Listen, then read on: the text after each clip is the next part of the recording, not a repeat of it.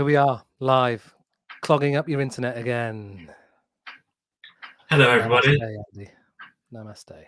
Hello. Sorry, you caught me during some meditation. Sorry. Oh, I'm sorry. My webcam just came on in the middle of this meditation. Not really. I knew this was happening. Hello, everybody. It's the NN Social again. So it's Wednesday, 8 p.m. And Nick, you said before we came on that this is episode either 29 or 30. Yeah. Total? For this season? Oh, this season it's 10. Oh, okay. Okay, fine. Yeah. I get confused with all this. I can count to 10. I'm not sure about 29 or 30 though. Yeah, I give up after that. You did message earlier in the day saying that it's also a year next week that we have been doing the show. Yeah, which is that's bonkers. crazy. Yeah, that's crazy. Yeah. I knew it was coming up because everyone at work has been doing the rounds of like, oh, we were furloughed in 2 weeks. Oh, we were furloughed next week. So I knew the NN Socials 1 year birthday would be coming up. Yeah, that's crazy, isn't it? I don't remember. Yeah. I was trying to think if I got furloughed before we started the show or maybe at the same time. I don't remember. Yeah, I don't remember either. It's weird, isn't it? Anyway. Yeah, the whole year. Yeah, I think it has. We seem to, every time we talk about like how many shows we've done or what episode number it is, or it feels like it's one of those things where it feels like ages, but then it's difficult to imagine a year's worth of lockdown on and off, isn't it? Really? Yeah, I think because we had that little break in the summer, kind of thing. It sort of felt like it hasn't been a year-long process, but it has in essence. Because obviously we've kind of done the show on and off to match the lockdowns as well. So it definitely hasn't felt like a year for sure. And I think it's because of those lockdown breaks. Not at all. Yeah, but we should probably do some sort of celebration next week, shouldn't we? Yeah, we could all make a cake individually and blow out a candle. Yeah, but we have to make the same cake. That is a challenge. And then people can judge us, and then people can judge the cakes on the show. Yeah, that sounds like a good TV show. Maybe we should make that. Yeah, we can call it something. Great British Bonk Off. Just first thing that came into my mind. Wow. Yeah, I mean, it's because if you lose, your cake gets bonked. The judge comes around and says no. And just smashes the cake. That'd be way better, wouldn't it? If Paul Hollywood just walked along and was like, no. Just like, do you want to say how dry it is? I'll show you how dry it is. I am. And he's just like that. So it's like sandpaper. Yeah, we're looking for I think, ironically, in us saying how much it does and it doesn't feel like a year and stuff, I think that very short conversation shows the effect that a year's worth of lockdown has had on us. That's all. They're my normal thoughts. What are you talking about? That's nothing new. I always think stuff like that. I once got into an argument with someone when they were like, "What are you thinking?" And I was like, I just went nothing. And they were like, "Well, you must be thinking about something." And I was like, "I'm not thinking about anything." I didn't want to admit what I was actually thinking about. And then we had this argument. They said, "Well, you can't just stand there and say I'm not thinking of anything." I said, "All right, you want to know what I was thinking about? I was thinking about what it'd be like to abseil down the side of that building." And that's truly what I was thinking about. But it was so stupid, I didn't want to say it out loud. So, but then I had an argument about it. I don't even abseil. Never even abseiled, but I just thought that would be kind of cool, wouldn't it? But, front ways. It's an aspirational daydream you're having. Yeah, thank you, mate. Exactly. But I got into an argument about it. They were like, "You can't think about nothing." I was like, "Well, yeah, I don't literally mean nothing. I just mean I'm thinking about a nothing subject." Nothing. Like what it would be like if you jumped down the stairs and you could fly. Yeah. Well, there you go. A little insight into Andy's brain, everyone. Yeah. Oh, very impressive. Yeah, your brain is very impressive, Andy. Don't let anyone tell you anything different. No, I don't think so. It's full of useless facts Most of them about film and TV as well. If only I could apply it to actually useful things. I'll tell you what, we should definitely do a pub quiz after lockdown. Yeah, I'll be up for that. A real one, not a virtual one. Yeah. Virtual pub quiz. Fuck off. Yeah, that's one thing I'm looking forward to. No more Zoom quizzes. Yeah, that's a crazy thing, isn't it? If you think again back to a year ago, that was all the rage. Let's go on this. I remember I did I think 5 quizzes in 1 week, which was balmy. You know, like when you think about it. But that was the thing. It was just like, yeah, let's jump on this quiz. Get on this quiz, guys. Yeah, I didn't do that many. I did some birthday ones with Lauren's family, and then I did the lamplighter one a few times, and that was really fun. As you can imagine, I did lamplighter staff drinking and some questions in between.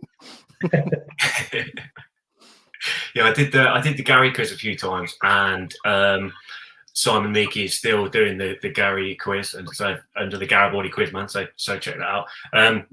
It's funny how those things like quizzes and Zoom meetups with people sort of started in a bit of a flurry. I think we were trying to replace the nights out we were having with Zoom quizzes, but then for whatever reason, unlike a real night out, the sort of excitement really faded quite quickly, I think. Yeah, pretty much. I did a Zoom quiz a couple of times, or I done an Instagram Live, which was these people who kind of set up a virtual pub called the Corona Arms, and it kind of got a bit of national traction. And so I did it. I cheated on the quiz because, like, basically the first round was anagrams. So I Googled the anagram, and then I found the website they just got all their questions from. And it was literally like verbatim the next question. I was like, oh, okay, wicked, I found their source. Yeah, you didn't win anything, so I didn't cheat in that sense. You didn't win anything. Yeah. You won £1,000. Yeah, imagine. Yeah, I just was like, that's a weird anagram, and I couldn't work it out, so I Googled it, and then it just had this list on this website, and it was like, pub family-friendly pub quiz, and I was like, this is literally it, word for word.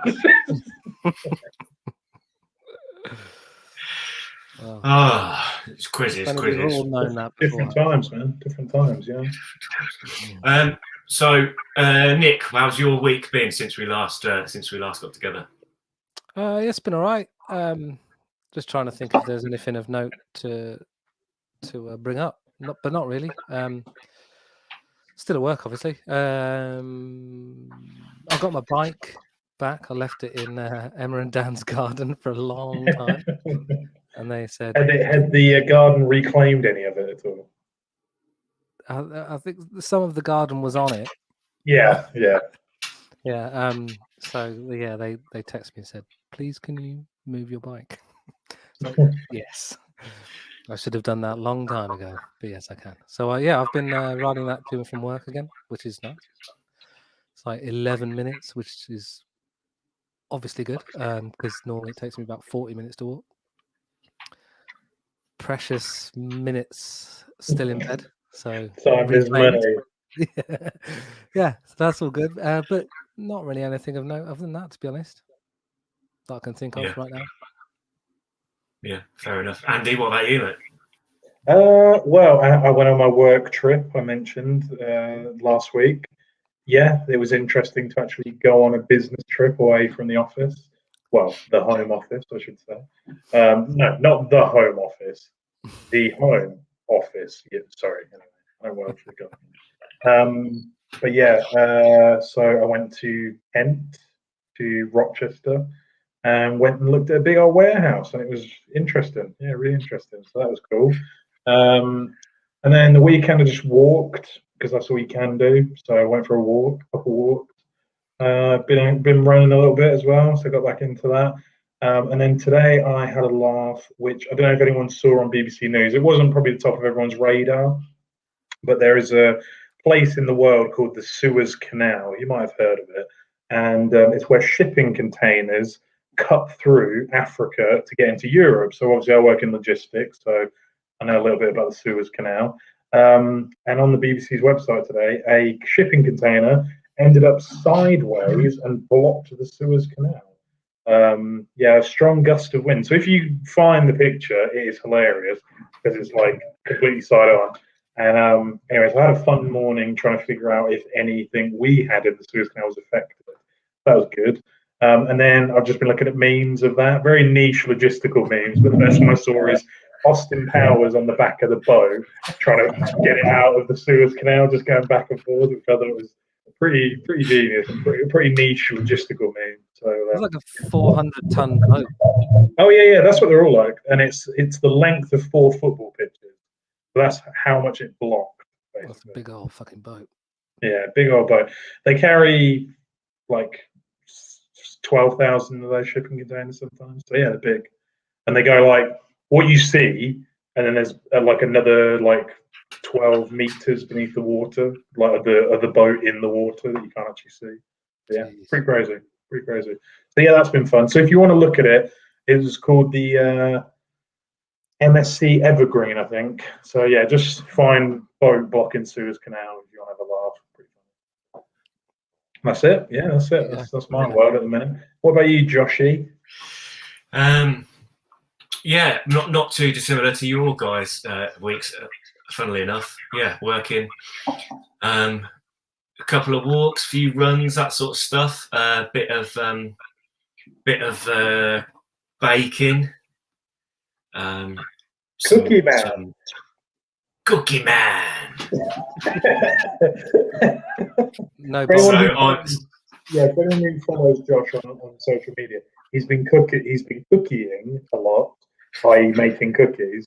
So we were trying to think of a name for his business. So anyone, if you want to write in the comments, what should Josh call his cookie business? We think Cookie Man, personally. So anyone got any better ones? Let us know in the comments. Sorry, mate. Carry on. I think Yeah, Cookie Man.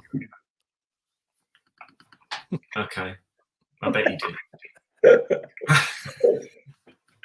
Part of the Great British Bake Off.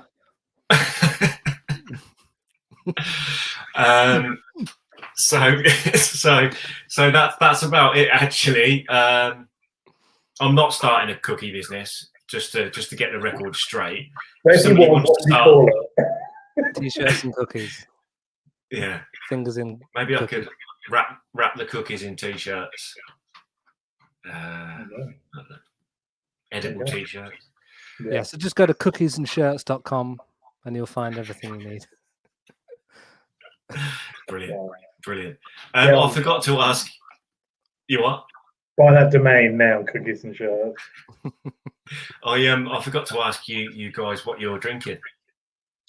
Well, I'm drinking a bit of a Josh Astrop turn, actually. I am drinking Signature Brew as always, but I'm drinking their alcohol-free one, which is called Lo-Fo, which is an alcohol pale ale, and it is delicious. Yeah, I must say, very nice.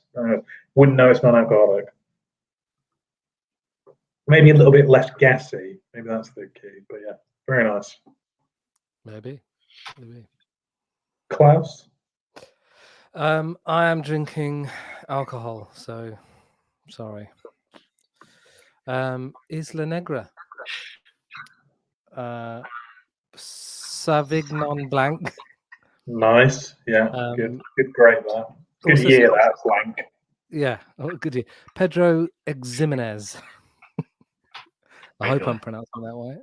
Yeah, I think so. It's Chilean white wine from a seaside village famous for the artists and writers who come to be inspired by the ghosts of the mystical landscape. Yeah. It's also £4.50. Yeah, I wonder what artists are getting inspired by that. Yeah. Well, yeah, struggling artists that there's more expensive. There's one right there.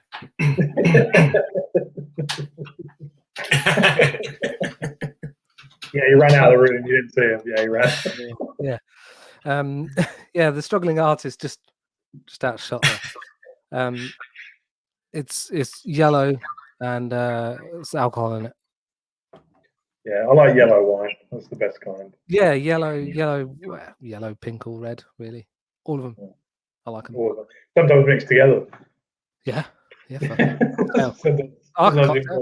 in one goblet, Josh. Cocktail. We drinking, Josh? I'm sorry. It gets worse every week. It's in a beer gorilla glass, but it's just water. Is that Guinness Clear? You drinking Guinness Clear? Guinness Clear. Sorry, yeah. Oh, lovely. Cheers. Yeah, I think Guinness Clear. Straight from the reservoirs of recently. Yeah. In honor of the Irish, Guinness Clear. God bless the Irish. I did see. I felt really bad for them. Some very desperate people on St. Patrick's Day, like trying to act like they were going out, but obviously they weren't because nowhere was open. And there's this little spot near where I live called the Hub. And it's got a couple like bars and restaurants in the middle, and a load of like flats. And these people came out of their flat in Irish shirts, all posed outside the bar with a beer, and then went back into their flat. Like the closed bar, they were all like, "Way, happy St. Patrick's Day," and then just went back upstairs. And I was like, "Oh, that's really, really sad." Instagram it. Crazy. Well, Emma I hope they got the says reaction. she's drinking Dan's birthday gentleman's wine. I think she might need to elaborate on that. Yeah, because I'm thinking something horrible. That's probably your dirty mind. I'm sure it's clean and lovely. Yeah. Can you please clarify, Emma? Thank you. Yes, please. Appreciate that. Appreciate that a lot. Yeah, don't forget, everyone. Yeah, tell us what you're drinking. Has anyone else mentioned anything yet? No, not yet. Lol, no, she says. Well, I don't know who you're answering. Whose response is that to, Emma? Probably you with your dirty mind. I don't think so. Well, yeah. Anyway, let's not get too in depth about it. Yeah, Let's not. I think that's a good time to get this week's guest on the show. In fact, somebody who I've had the pleasure of not working with, working after in the past at Inspiration FM. Yeah, she's gone on to incredible things from working in Northampton radio. But anyway, we'll let her tell us all about that. Ladies and gentlemen, it's Lea Stonhill. Clap for the chat. Hey. Can you unmute yourself, please, Leah? Classic. Oh, there you go. Can you hear me on this Zoom meeting? Is anyone there? It's not like it's my first video call. You'd think I would have nailed this by now. How are you? I'm good. Yeah, I'm all right. Thank you. How are you guys? Yeah, Excellent. Yeah, very good. Yeah. So we were just talking about how it's been a year since lockdown-ish, and you work. Did you work at the start of this the same place you do now, doing music programming for Radio X?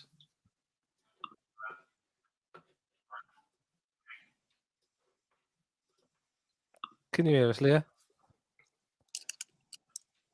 Oh,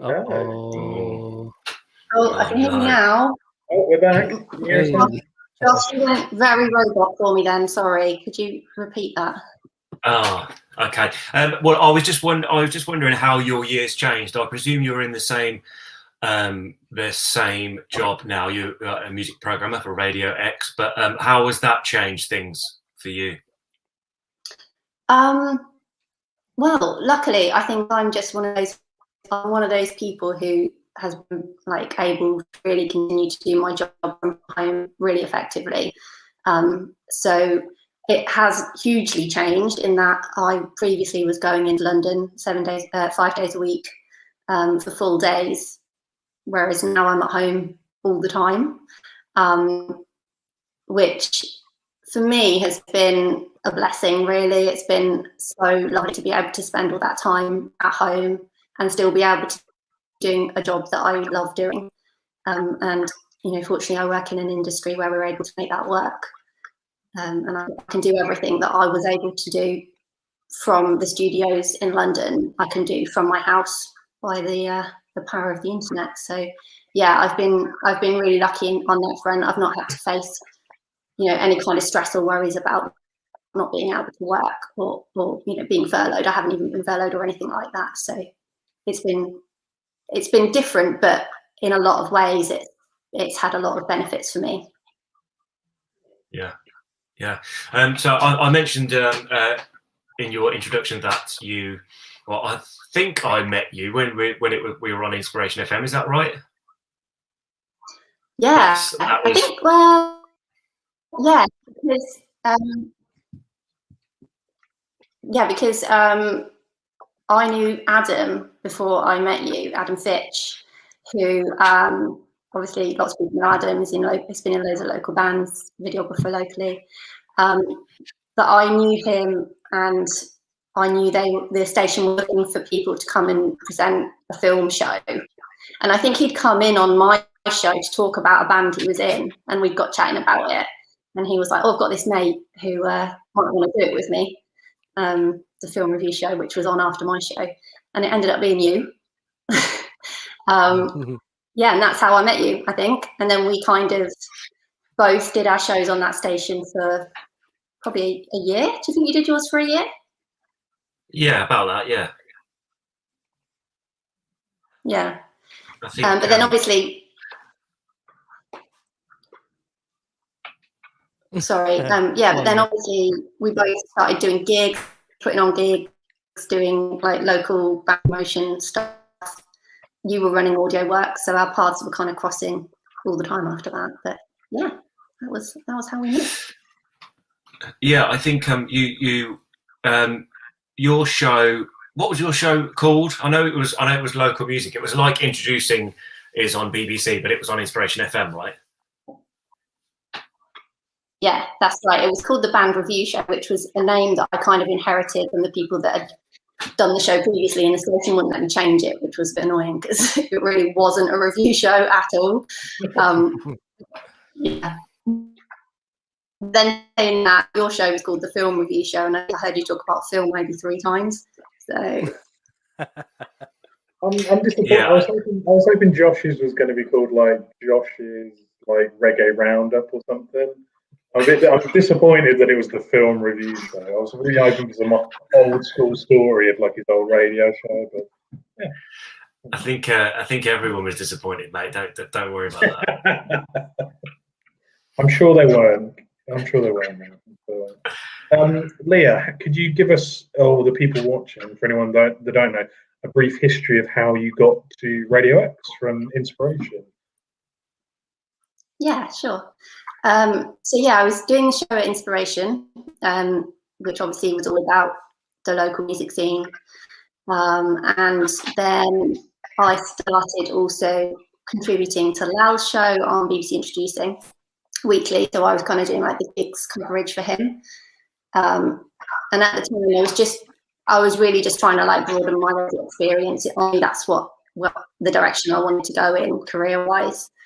So I was just trying to get as much experience as I possibly could at that time. And then, so after that, I got an internship with XFM, which is what Radio X used to be for those people who are old school XFM listeners. It was XFM at the time.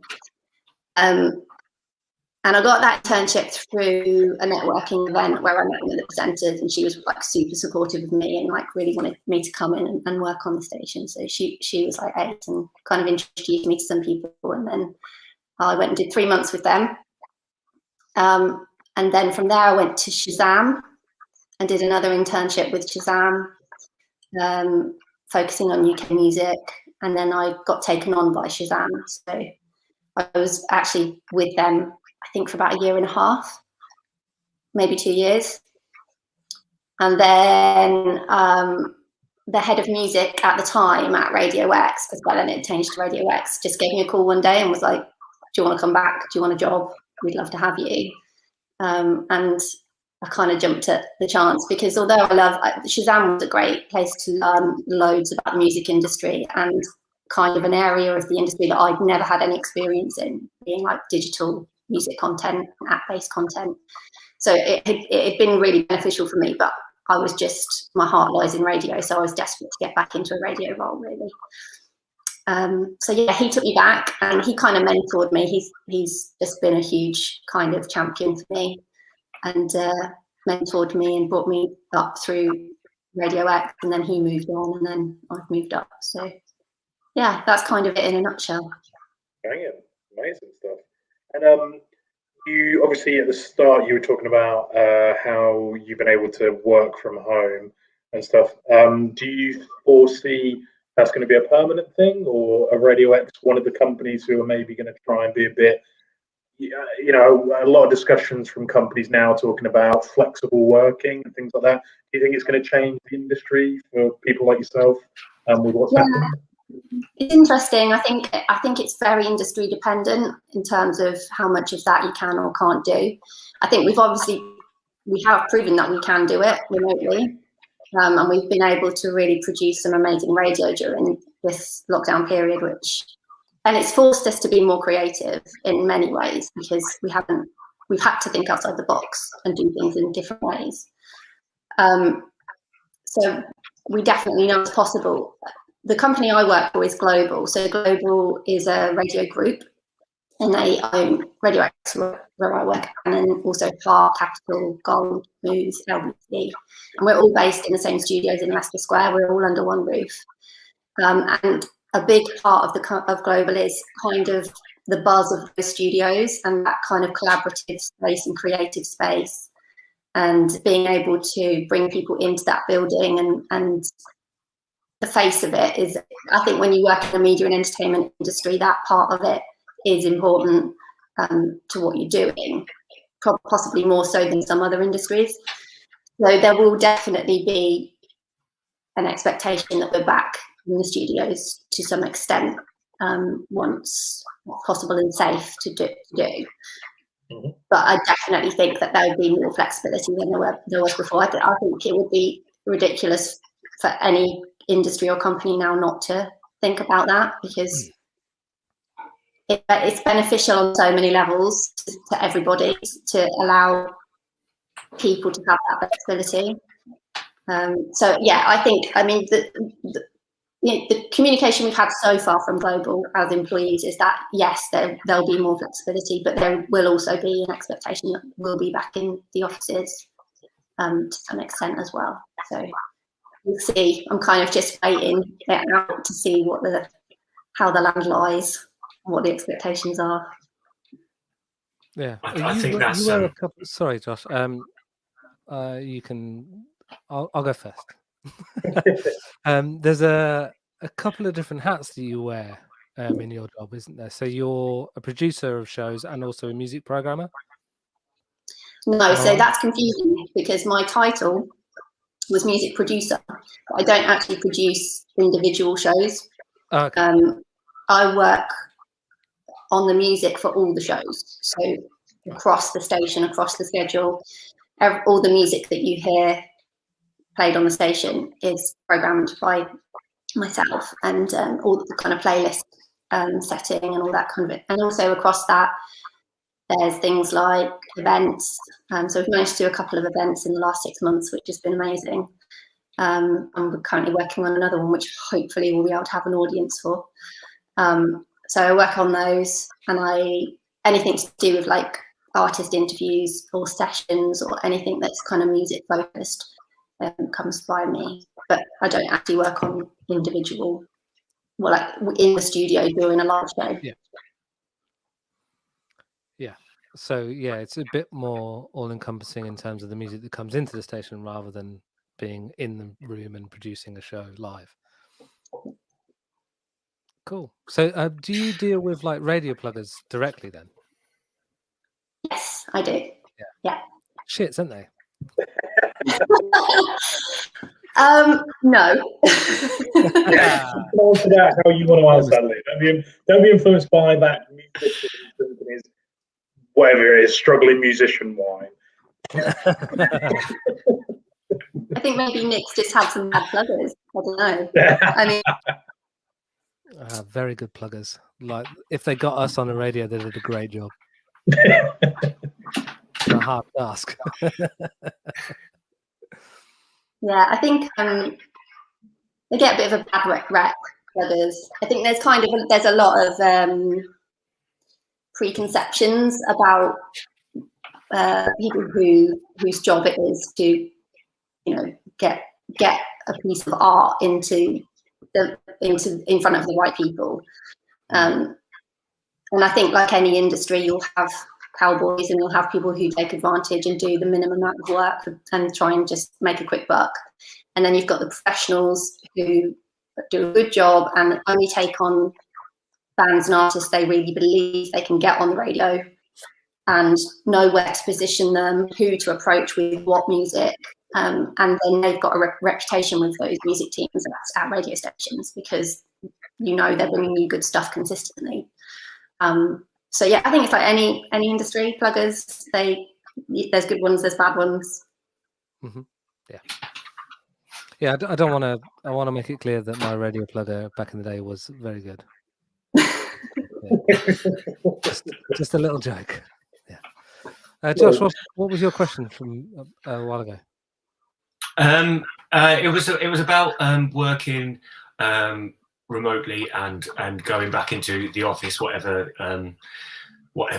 type of office you have at work. But I think you were right in saying that there's although there will be some benefits that will be exclusive to your industry, I think just the connection, the community feel, the colleagues, the human interaction, which I don't think it matters how much of a maybe recluse you are, or how much you enjoy your own company.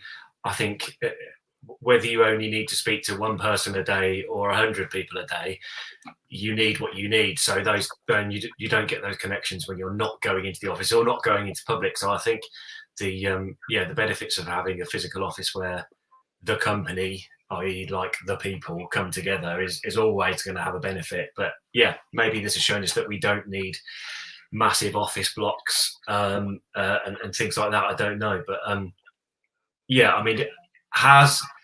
you've not been back in for the whole year, is that right?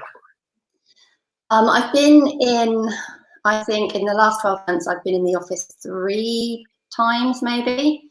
So during that period where we're being encouraged to eat out, to help out, and start going back to work and everything, I went in for a couple of meetings, and I also worked an event which was very emotional, when actually filmed in a venue with a band, an empty room, which was very weird. So I worked that as well, and yeah, I totally agree with what you're saying about that human contact.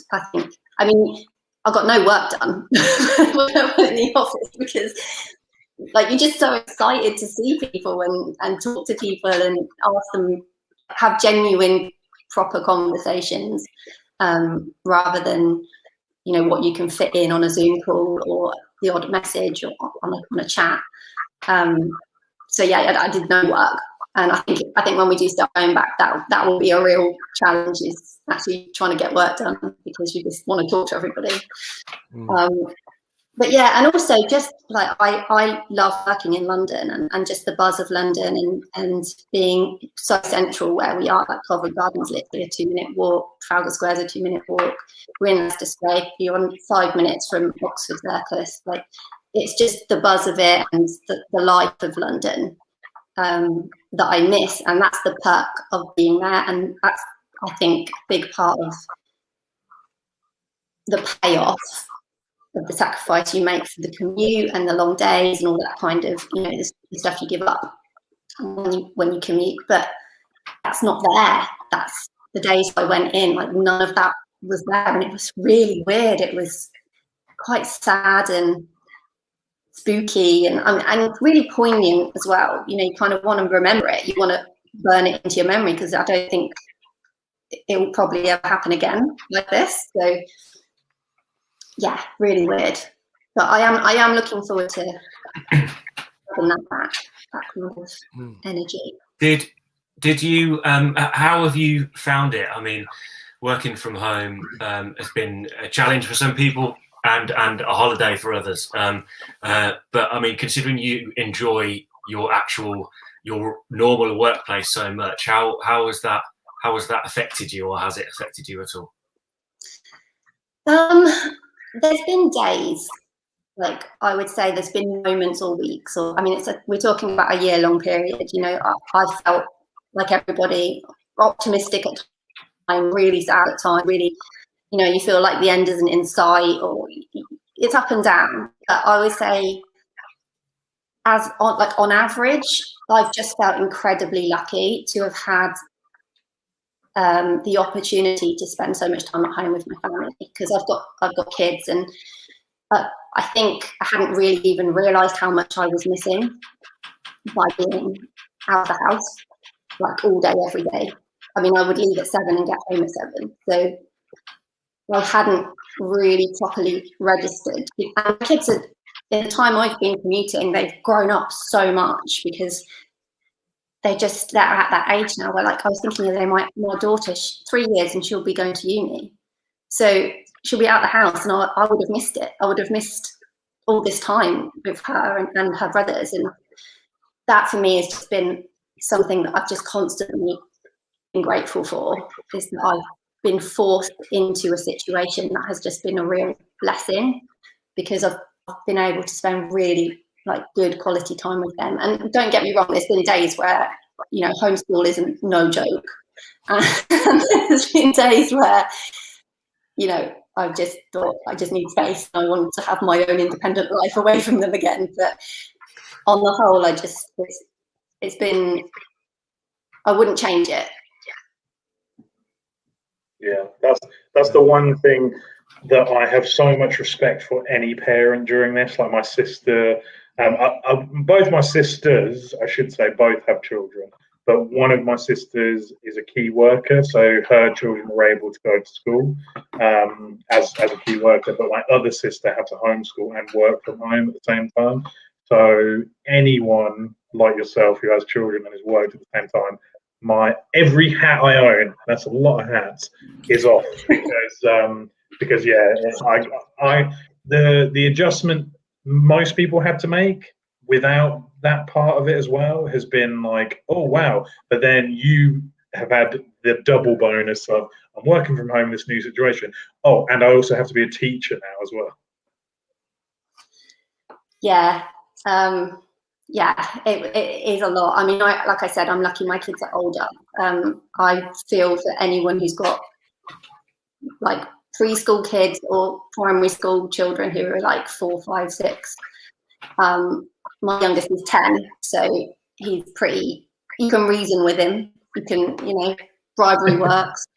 And also, like, I've been incredibly lucky that my boyfriend Jake, who you all know, he is also self-employed, and he's been around the entire time, and he did a lot of it with my youngest, a lot of the lesson plan delivery and all the rest of it. So yeah, it's not easy, but I think also at the same time, I know it's been a lot harder for a lot of other people with younger children. Okay, then this question: what's been your favourite subject and your worst subject as a home teacher? Maths is my least favourite because Good answer. Because he's so much better at it than me. So, like, he'll do the answer and then he'll ask me to check it, and I don't know. Like, I just assume he's got it right. He's better than me.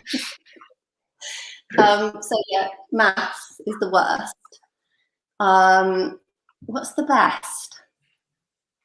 I don't know. He hates doing English, so that's just like any kind of writing, he hates it. So it's like pulling teeth trying to get into it. PE's fun. Yeah. We've done a few music lessons. That was fun. Not much of it's fun, if I'm honest.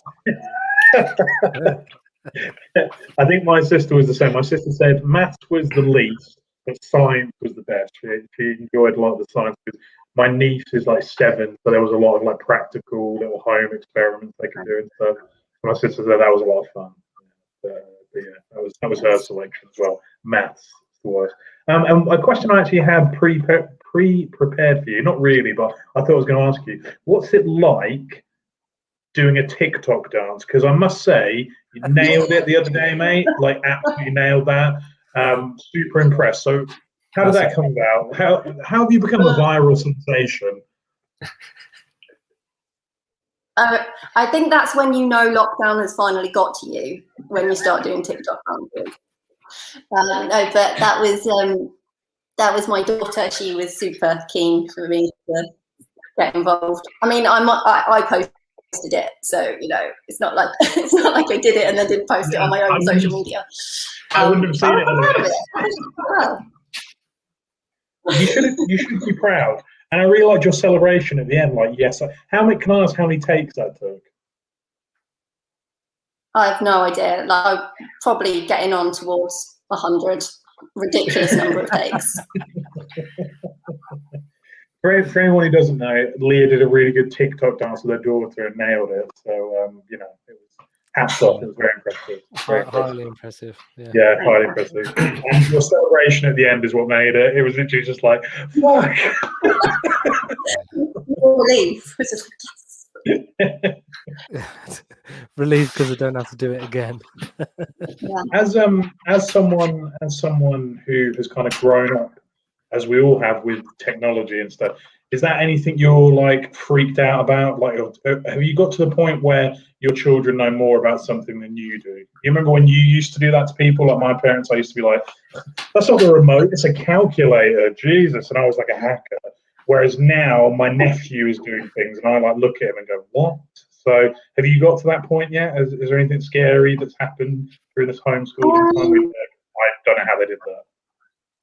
No, because I think because of the industry I work in, both me and Jay, like Jay works in digital media as well as music. So I think because we're exposed to basically all the new stuff that's coming out all the time in terms of like social media and tech and stuff. So no, I think I keep up quite well. I was thinking the other day though about so my youngest in this lockdown has been doing all his homeschooling on Microsoft Teams, which is what we also use at my work for like our kind of internal meetings.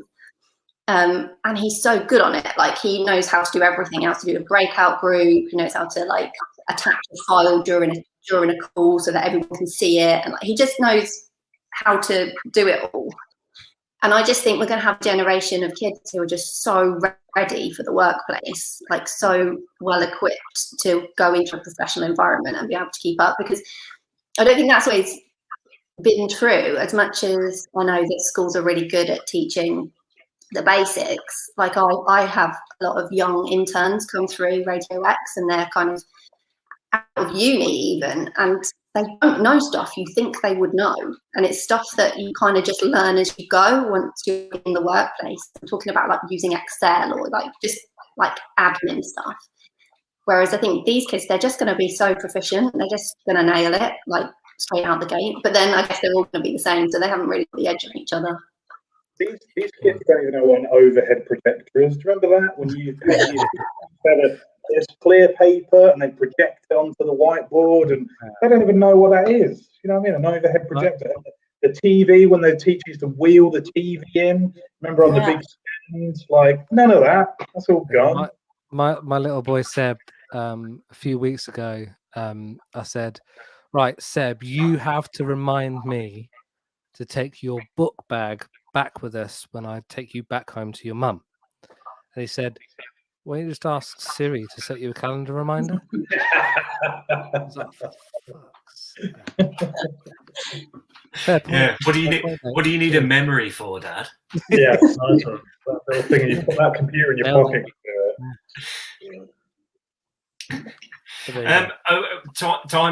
Time's ticking on. It's 45 minutes in already.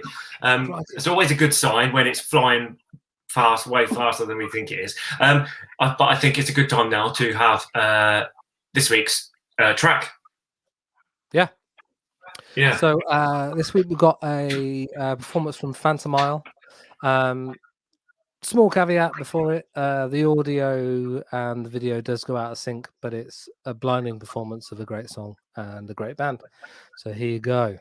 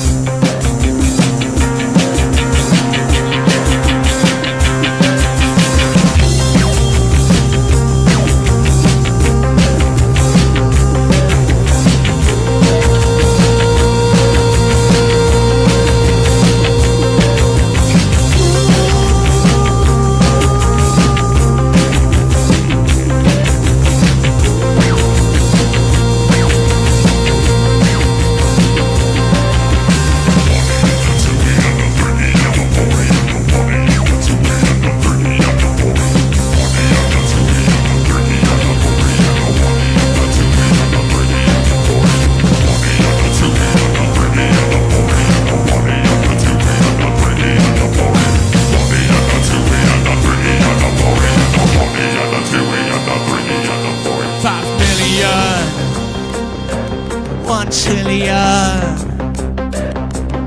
See the figures on the TV screen. See the figures on the iPhone screen. 1 million, 1 trillion. See the figures on the TV screen. I see the figures on the iPhone screen. 7 days to go, 7 days to go, 7 days to go, 7 days to go, 7 days to go. The people need to know, people need to know, people need to know, people need to know, people need to know, people need to know, people need to know, people need to know, people need to know, people need to know.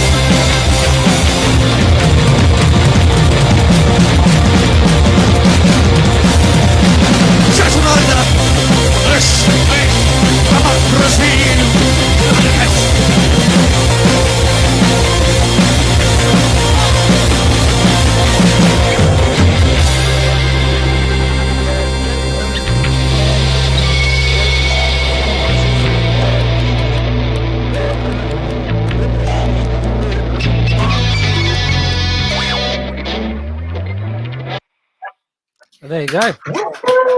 Clap in the chat. That was great. In a rock. And if any of fans are watching, can you answer? We as Harry Potter or Jedi Knights? I just need to know which way around it was. So, the choices, but loved it. Fabulous. Yeah. Fabulous stuff. So yeah, Phantom, thank you very much. Awesome stuff. Leah, got a question for you. Local band you most got excited about hearing a new release from during your inspiration days? Inspiration, I think. So asking me to choose one of my children. Here we go. And then second question, which one of your children is your favourite? Oh. The one that had easier math questions, surely. I'm going to go with Oh Boy. I'm going to go with Mother Dear. Yeah, that was the band I was most excited about hearing. But yeah, I don't like. There was a lot of amazing bands in Northampton, particularly at that time, and I'm sure there are now as well. But I just feel like I'm also in the eye of the storm these days, so I'm not aware of many bands who are incredible in Northampton. I know some of them, but I'm sure there's lots that I don't know. But at that time, it was just. I never struggled. I had an hour-long show to fill every week, and it was done easily with incredible music by incredible bands and artists. So yeah, it was a great kind of era for me in terms of local music. Yeah, I think the first time I met you was Mother, because Mother Dear came and did a little acoustic session, just me and Jay. The beginning of your romance. Yeah. Oh yeah, I remember that Yeah. now. Oh That's god, the that's first so time I met you, awkward. I was like, Jay, you should ask her out, mate. I'm so cringy now. Jeez. Yeah, it was good fun. The rest is history, as they say. Mm, Yeah. Well done, Nick, matchmaker. yeah. Well done. Well done. Another question. This is for the group. If you could only eat one condiment for the rest of your life, which would it be? We'll start with you, Lea. Condiment.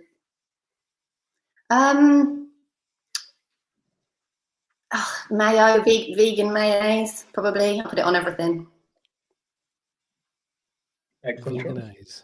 Excellent choice. Veganese. Josh, and you look like you were struggling with this. Yeah, that's a really difficult question. I think I like lots of different condiments, but I don't think I've got one that's a favourite. That it'd have to be like the most suitable for all occasions. I'm so sorry, Tom. I wasn't laughing at you, mate. My friend Tom is watching, and his comment of the bomb is basically there's a hot sauce called the bomb. Anyone who's ever, if you watch Hot Ones on YouTube, it's one of the back end ones. It's like the really hot one, and one of our friends had it and gave it to us, and we just did literally like just dabbed the bottle and did it, and it was one of the worst experiences of my life. Sorry, that really brought that in. It lasted for 40 minutes burning. Like I thought I was going to die at one point. Like I started hiccuping and yeah, awful stuff. Sorry, man. Sorry. All taste buds ruined. Gone. Yeah, gone. I saw one guy have it and cry. That's how bad it is. Yeah. Sorry, Josh. It's all right, mate. I think it'd have to be the one that's most suitable for all occasions, I think. So it's going to have to be the classic tomato sauce. Good choice. Good choice. Nick? Yeah, well, I mean, under normal circumstances, I would say ketchup as well. I mean, what's the fucking problem with it? It's just you put it on everything. To be like, I used to put, like, as a very young kid, I was very, very fussy eater, and I used to, on a Sunday lunch, go around to my grandparents. Everyone have a full Sunday lunch. I would have a chicken breast, roast potatoes, and ketchup. Like, what the fuck? It's just pure douchebag move as a young kid. But now, do you know what? I'm going to go highbrow because I had the opportunity to taste banana ketchup. Oh, okay. In it was a sub sandwich restaurant in Richmond, Virginia. And I don't call in these big talk things very often, so I'm going to do it right now. But I went to a sub sandwich stop in Richmond, Virginia, which was featured on Man vs. Food.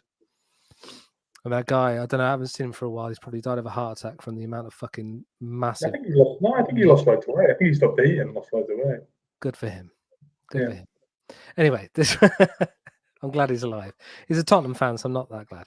But also, yeah, I mean, this restaurant in Richmond, Virginia, tiny little place, like no bigger than, not much bigger than the old Snug in the Lamplighter. Very, very small. But they, on their menus, it used to say, these aren't submarines, these are battleships. So their sandwiches were fucking huge. And you had to share it with people. But I had one that had like jerk chicken in it, cabbage, like loads of great bits of salad, but also banana ketchup. And it was phenomenal. So there you go. Also tomato ketchup and then banana ketchup. What did it taste like? Banana? Did it taste like a natural banana? Yeah, it tastes like spiced banana. It was Okay. great. Really, really good. Yeah. So there you go. I've got two. So barbecue sauce and there's many kinds of barbecue sauce though. Yeah, like honey, that sort of hickory sort of barbecue sauce. But Frank's not red hot sauce, the buffalo sauce. I put that on everything. So Frank's buffalo sauce is the bee's knees for me. That's tip top. And I used to work with a woman once who used to put vinegar and mayonnaise on everything, and I literally mean everything she ate. Like Sunday dinner, vinegar, mayonnaise all over. It was really weird. Really weird. I used to work with someone, and I will not name his name because it's so criminal. He used to put mayonnaise and brown sauce together. Ugh, God. Can you give me his name afterwards so I can beat him His up? name is Jack Chivers. Another question for the group. You can only listen to one band or artist forevermore. Who are you picking, Leah? These questions are literally my worst nightmare. Like Can't any live kind of what's your favorite song? What's your favorite film? Like how are you supposed to ever pick just one thing forever? Like that's insane. So one band or artist, did you say? Yep.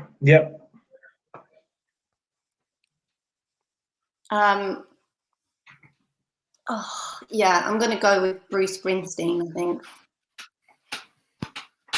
Good choice. I think that's probably Nick's answer as well, or Tom Petty. If I know Nick, it'll be Bruce Springsteen or Tom Petty, I believe. But we'll see what he says. Josh. Yeah, this is an impossible question. Yeah, I mean, it's hard to pick your favourite out of everything you listen to, and also you feel like you're going to be intensely judged on this answer, don't you? Yeah. So I'm going to have to go with Spice Girls. Hey, good choice. Good choice, mate. Well done. Nick? Well, obviously, Bruce Springsteen and Tom Petty would be the standard answers from me. Bruce Springsteen is just God. But do you know what? Because Leah's already mentioned them, if there was a third option for me, ABBA. Okay. Up and coming, Stockholm-based Swedish pop band. Check them out. Yeah, I'll have a listen. ABBA.com. ABBA.com. Okay. Cool. I don't know. Yeah, it's tough, isn't it? I would say Beach Boys, probably. Yeah, I just love the Beach Boys. Yeah. Better than the Beatles, so the Beach Boys, quite easily. Anyway, moving on. Actually, sorry, that's all of our questions. So thank you very much, everyone, for sending your questions in. Leah, we have 2 regular questions that we ask on the show. So the first one we're going to ask you is, who is the most famous person you've seen in Northampton? I think I never see famous people in Northampton unless they're here to like bands who are performing at the Roadmaster or in Panto or something. Or Panto, yeah. They're always the 2. Panto's a big thing here. I do think it is someone who was in Panto, but I didn't see them in the Panto, so I think I'm allowed to pick them. Yeah. And it was Leo Sayer. Oh, that's a good one. That's a real good one. And where did you see Leo? I saw him in Derngate, just walking along the road, like not in the Derngate, like the area of Derngate in Northampton, where the Errol Flynn is now. Although I don't think it was there. Okay. Yeah, just popped out for a sandwich on his break. In between the matinees. Maybe. Do you look? Was he on his own? Do you look sad, or was he, just an average kind of Leo Sayer look? I don't remember how he looked emotionally. I don't think I even thought I knew. I didn't even know who he was. I just knew he was famous. When you look at someone, you think you're famous. I definitely know who you are, but I couldn't put my finger on it. And then I think I saw a poster some days later, and I was like, oh, that's who it was. Yeah. It's funny you say that I saw someone who's famous, but I don't know who they are. Someone sweared to me, and I would then put them right, that one of the guys selling the Big Issue in Northampton Town Centre was Chris Rea. And I was like, it's not Chris Rea. And they were like, I'm telling you, it's Chris Rea selling the Big Issue. And I was like, why would Chris Rea be in Northampton selling the Big Issue? I saw him. He does really look like Chris Rea, but it's not Chris Rea. I mean, I know exactly who you're talking about. You know the guy I'm talking about?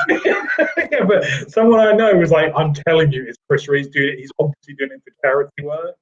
I was like, I don't think he is. I don't think he is. Yeah, I don't think Chris Rea is spending every day in Selling Northampton. the big issue. Yeah, selling the big issue.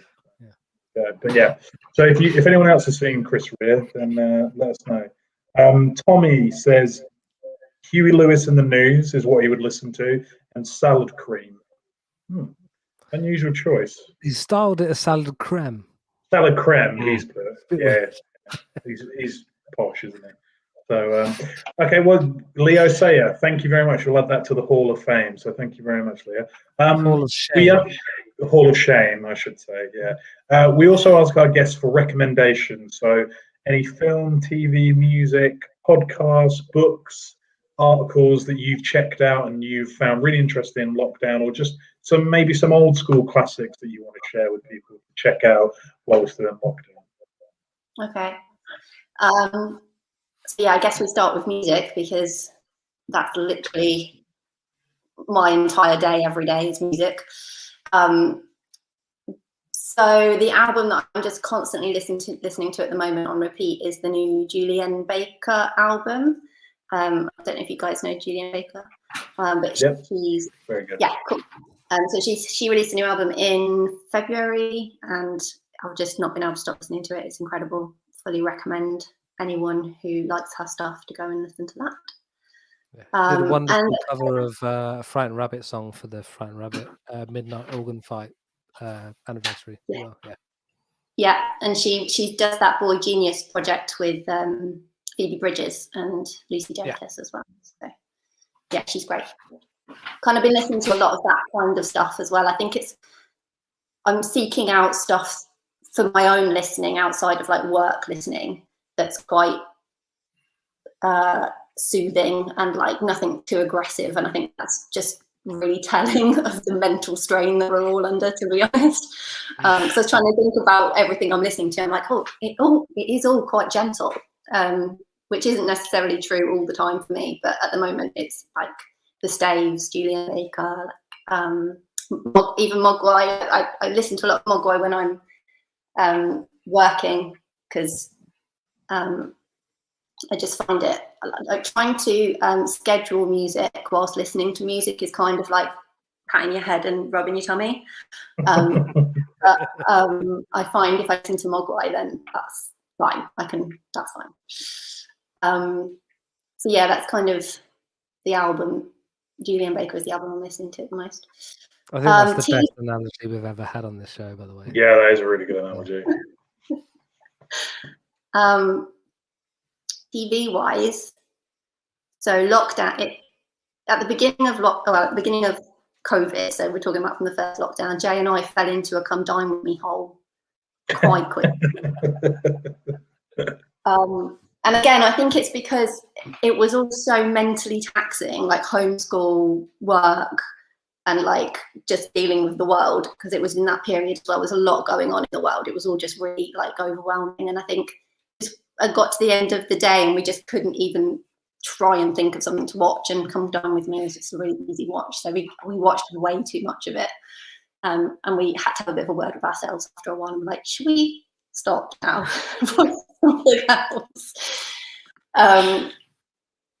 So we've just finished Succession on Amazon Prime, which is amazing. Have you guys seen it? No, my sister told me to watch it. Yeah, I watched the first episode, but she said you get past that and then get into it. Yeah, it's a funny one because it's kind of about a big media family. It's kind of loosely based on the Murdochs. So they're all terrible, terrible people with like no morals. So I kind of spent the first season kind of going, I don't care about these characters because I think they're all awful. But then eventually you find yourself caring about what happens to them, and it kind of drags you into their world. But it's amazingly written, so fully recommend that. And then podcasts, I listen to a lot of podcasts. So the Louis Theroux series that he's done over lockdown has been amazing. He's like had some incredible guests. And like an old school one that I always go back to is Table Manners, which is the Jessie Ware one, where she does like she has guests on, and they basically talk about food. It's her and her mum who host it, and they have a different guest each week, and they talk about food, but they also talk about everything else as well. And I just really love their style. It's really like warm and familiar, so it's like a comforting listen. What else? I think that's it. Awesome, great choices. Yeah, Great choices. It's funny you say about Succession, just what you're saying about these horrible people, be careful. I found the same thing with You on Netflix, where Joe, the main character, is obviously horrible and stalking a woman, but then I was conflicted that I didn't want him to get caught, and I was like, what the fuck has this show done? And everyone I spoke to has pretty much had that same reaction of like, yeah, he's horrible, he's doing horrible things, but because you're hearing his rationale, you're almost like tricked into being on his side. It's really weird. Like, really good show. Really, it's like another level of anti-hero. It's like yeah. So much so he's coming back sympathise round to being a villain. You sympathize with them, but extra. Like, oh Yeah, an anti-hero, i.e. a villain, basically. yeah, and he's also disastrously handsome. Yeah, he is. Yeah, Page Badgley. Someone correct me. Josh, what you got this week, mate? This week I listened to I've mentioned it before on the show, the Blind Boy podcast. It's really, really, really fucking good. And today's episode was fascinating. He talks about existentialism and humanism and the ideal self, but it was really fascinating, and there's so much in it. I mean, he talks a lot about psychotherapy and how I think he studied it a bit before he got into his new career, but it was just mind blowing. I was making notes all the way through, which I very rarely do. But I thoroughly recommend that. So if you're interested in that sort of stuff, and he's hilariously funny as well, so it's not just a straight serious podcast. But yeah, today's episode of the Blind Boy podcast, I recommend that. And I've been listening to the Spotify playlist of Eric B and Rakim. Right, this is Eric B and Rakim, because it's brilliant, and there's so much music classic music that I haven't given enough time, or I only know the hits. So I'm making a conscious effort to go back and listen to that. And Spotify is a great way to do that because somebody's gone to all the trouble to get the playlist together for you in the first place. So yeah, I'd say they're my recommendations. I would also say this sounds a bit like a shameless plug, but because we had Phantom Oil on the show today, I had a chat or interviewed Peter Marchant, the lead singer of Phantom Oil, about 3 or 4 years ago. And obviously that's a long time ago now, so I thought I'd go back and have a listen to it. And he's a really interesting guy. I mean, he's a musician, actor, extra, tutor, does all sorts of stuff. And it was funny, actually, because one of the things he did as an extra, he was in Mindhorn, which was Julian Barrett's independent film, which is really, really good. But I went to a screening and Q&A of that with Julian Barrett. I didn't go with Julian Barrett, but the Q&A was with Julian Barrett. And I didn't know that Pete was in it. So it was really cool to be sitting there watching the film with Hayley, and it's like, oh shit, look, it's Peter on the screen. So I'd recommend to go and listen to that and listen to Peter talk. It's actually the Audio Works podcast when I used to do it to do with a studio. But have a listen if you want. He's a thoroughly bloody nice bloke. They're my recommendations. You can also listen to the Andy Convey episode where I tell a very embarrassing story. So there you go. Very embarrassing. What you got, Nick? I've got a couple of reactionary ones. You said Class Action Park last week. Yes. So I paid for a month of Now Now TV, TV. yeah. Good man. It's phenomenal, that documentary, isn't it? Good documentary, very Got a good. little bit of Class echo action. somewhere. I don't know who Yeah, that really good. come from, but yeah. But it's brilliant, that documentary. Absolute Wild West. that whole theme park. So yeah, just to recap, the documentary is about a theme park in New Jersey, where what was it, late 70s, early 80s, where there was just no health and safety laws, or there were, but they just ignored them in this park. And it is insane the stuff they got away with, like just craziness. But it's a very, very good documentary, really fun, but also poignant, because when there's no health and safety in a theme park, or any kind of thought about safety, accidents happen. So I definitely recommend that. Second your recommendation, Andy, because it's phenomenal. They've got some really good insights on it. So they've got comedians and actors that went to it that are from New Jersey, but they've also got people that were heavily involved in it at the time. So it's not like a nostalgic trip down memory lane, how great this park was. It does cut deep as well at the same time. So it's really good on a number of levels. The next one, because I got the Now TV subscription, I watched You Can't Kill David Arquette, which is absolutely awesome. So David Arquette, the actor, probably best known for Scream. I don't know, maybe Married not, to but Courtney that's Cox. yeah, married to Courtney Cox. Yeah, Courtney Cox Arquette. He is, or was, a phenomenal actor. Still is, but he's just chosen the wrong roles. But basically, the documentary is he loves professional wrestling. And in the early 2000s, 2001, 2002, he got the chance to do a cameo on a very well watched wrestling show, like millions of people, and won the heavyweight championship belt. So all wrestling fans were like, who the fuck is this guy? Fuck this guy. Like, he's not even a wrestler. He's ruined wrestling. You can't have a Hollywood actor winning a belt. And he was just ruined. Like, everyone hated him.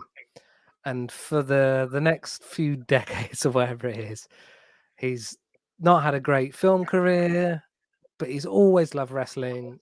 And there's an element of the I'm Not There Joaquin Phoenix documentary where you're like, is this staged and acted? Which obviously I'm Not There is, but this one, it's kind of left open. And I think it's genuine. And he's basically a raging alcoholic who loves wrestling and is trying to sort his shit out, and starts from the very, very bottom of wrestling. The very, very bottom. I'm talking like 7 or 8 people in a back garden in a wrestling ring that is held together by elastic bands. And he finds his way up to some television stuff, and it's just phenomenal. It's a real character study of who he is as a person, and I loved it. I thought it was very, very good. So yeah, You Can't Kill David Arquette. Then The Flight Attendant. Yeah. So I'm now 4 episodes in. It's really entertaining. It's not particularly deep, or well, I don't know. That's probably the wrong word, but it's just really fun. The theme tune is probably the worst theme tune I've ever heard in my life, but it's a good, trashy murder mystery stuff. But Kaylee Cuoco, who's probably most famous for Big Bang Theory, nails it. She's brilliant. She does this half comedic, half nutcase dramatic role, and it just flips between the two. And she's brilliant in it. Yeah, so I recommend that. I don't know how it ends, so don't shoot me if it ends badly. And then real quickly, Preston Miko's most recent single, Smoldering Sticks, is fucking phenomenal. I'm a Formula One fan, so on Netflix, Formula One Drive to Survive has started. So that's 8 or 9 episodes, can't remember how many, but it's just a documentary about last season. And last season, if you are a Formula One fan, was nuts. If you're not, it's pretty entertaining anyway. And then I hate competition shows. I hate Great British Bake Off. I hate Strictly Come Dancing, whatever it's fucking called. But Interior Design Masters, fuck me, that's fun. Gold leaf out of the wazoo. It's funny you should say that. Did I? Excuse me. Did I tell you that the one of the greatest jokes I've ever heard of during a sound check? Did I say it on the show? I don't know. Well, guitarists warming up, sound checking for a gig happening later in the day, you know, strumming away, and then the sound engineer comes over the PA and says, "Oh, what do you want in your monitors? You know, do you want a bit of the guitarist, get the bassist, bit of the drummer?" And he just responds and says, "Can I have Killing Me Softly by the Fugees?" Which is one of my favourite jokes ever. And the person who told me that was Stuart Plant, who was a guitarist for Death Pedals, who is a set builder, interior design guy who works on the Interior Design Master show. So you've probably seen him pop up on that. Nice. But yeah, thoroughly bloody nice bloke as well, and really talented and skilled, and that's why he's working on the show. Yeah, great TV show. Great TV show. So it's on BBC. Yeah. Have we done everyone? No, I haven't gone yet. No. Oh. You always forget me. Anyway. So yeah, I don't have a lot. I watched, but the reason I don't have a lot is because I watched the 4.5 hour Justice League, Zack Snyder's Justice League. 4.5 hours. I watched it on Sunday. 10% is slow motion. 10%. Yeah, I'll be honest. Zack Snyder loves his slow-mo big time. However, I will say it is a much better film. Anyone who's into comic book films or whatever and saw Justice League when it came out, there was a lot of problems with it, and Zack Snyder had a personal tragedy, so he had to leave the film, and Josh Whedon came in and finished it, and the studio were like, you need to make it funny and colourful and make it like a Marvel film. And it was this really weird mess. Anyway, there was a big fan petition, all these idiots using, release the Snyder Cut. Anyway, they actually did it, which is mental.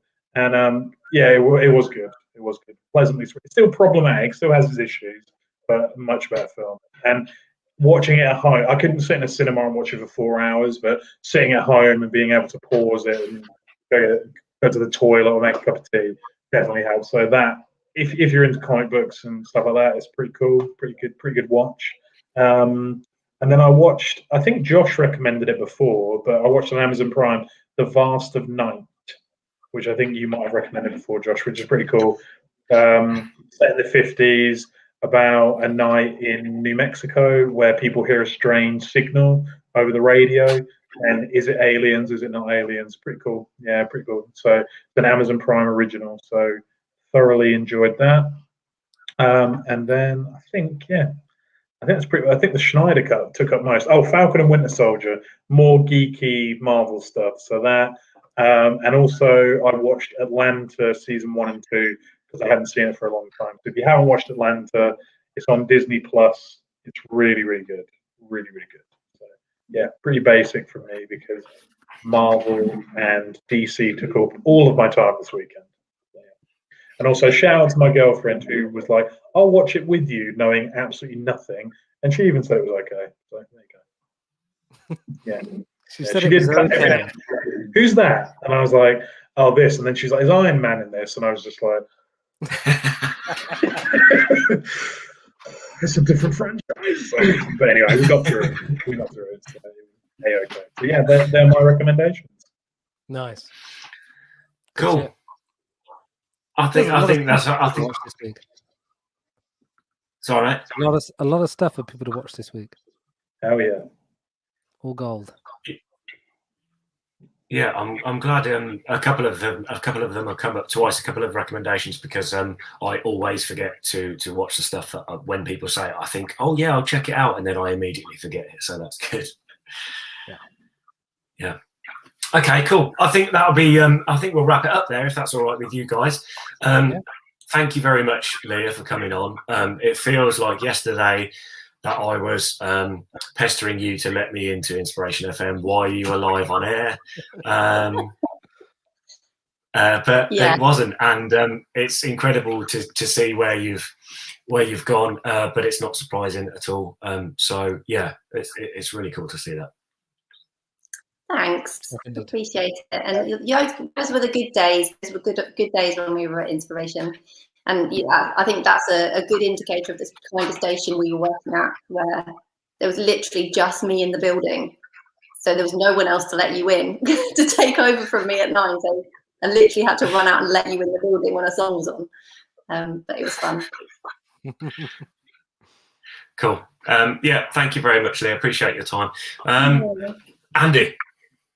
Yeah, so thanks everyone for watching and involved. If you could, obviously it's our Vogue time, so Leah, we ask our guests to Vogue pose so that anyone who's watching can take a screenshot. Please tag us on Instagram and Facebook, the NN Social. So just whatever you want to do, Leah, whatever feels natural, you can do it. Don't feel any pressure. So just a nice pose, a funny pose, a silly pose, a serious pose, anything you want to do. Okay. So anyone watching, if you could please take a screenshot, tag us at the NN Social, we would really appreciate it. So in 3, 2, 1, we'll adopt our Vogue poses. Okay, hold your Vogue pose. Okay, take your screenshots, guys. And in 3, 2, 1, we'll unvogue. Excellent stuff. Thank you very much. Thank you very much to Phantom Isle as well for the excellent track. If you want to check them out, you can find them on our socials. If you want to say hi to Leah, just comment on our post and she will see it. But yeah, that's it. Cool. Thanks very much, guys. We'll see you next Wednesday at 8 o'clock. We will see you next Wednesday at 8 o'clock, and we're going to try and think of something really fucking cool because it'll be 1 year. 1 year. Yes, whole year. 1 year old. An anniversary, if you will. Bye.